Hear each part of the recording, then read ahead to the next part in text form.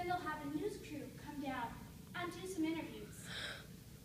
When one of the participants in the protest heard this, they said, "The news said they will cover the protest if 10 people show up. Let's show them there are more than 10 freedom-loving Americans in the Provo-Orem area." And indeed, they did. 250 people assembled and protested peaceably at City Hall. This was the largest protest at City Hall in the history of Provo, Utah. A really interesting thing was that only a few days prior, most of the people who participated in the protest had no idea that there was such a proposed ordinance. Or, if they did, they felt that there was nothing they could do to prevent it. In 1790, John Philpott Curran said, "The condition upon which God hath given liberty to man is eternal vigilance." The First Amendment to our Constitution guaranteed these people the right to gather and peaceably seek for redress. This same amendment also protected the right of the press to report on what they deem fit. Our Constitution protects many rights. In the Second Amendment, we are assured the right to keep and bear arms. In the 15th, 19th, 24th, and 26th Amendments, the tax-free right to vote is guaranteed to all citizens of at least 18 years of age. Article 3, Section 2 of the Constitution says that the trial of all crimes shall be by jury, except in cases of impeachment. Every day, we can hear about people who feel their God-given rights are being infringed. They cry out that they have the right to vote, the right to bear arms, the right to be in a public area during school hours and not be detained. But how often do we talk about our right to pay taxes to support our nation, as outlined in Article 1, Section 8 of the Constitution? How often do we say, "What can I do for my nation?" Our constitutionally protected rights are all part of the great machine of freedom. But as we know, machines need operators to run them and mechanics to repair them. We, the people of the United States, have responsibilities that go hand in hand with our rights.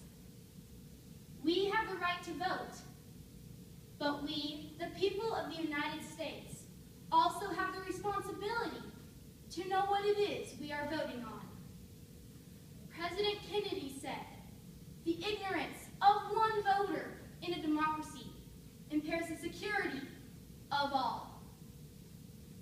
Because we have the right to gather, speak, and seek redress, we, the people of the United States, have the responsibility to be aware of what is happening in our nation so that we can stand for what we believe in.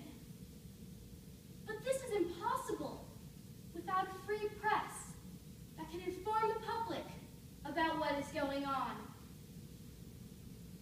The men who founded our nation knew of the importance of a free press because of what happened in their day.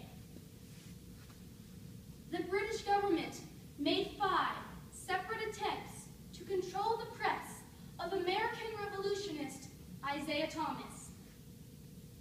When his newspaper, the Massachusetts Spy, began to gain popularity among the people, the British government approached Isaiah Thomas and offered him a very lucrative business contract with them. But Isaiah Thomas knew that such a contract would come with many strings that would hinder his ability to print what he deemed fit. So he refused.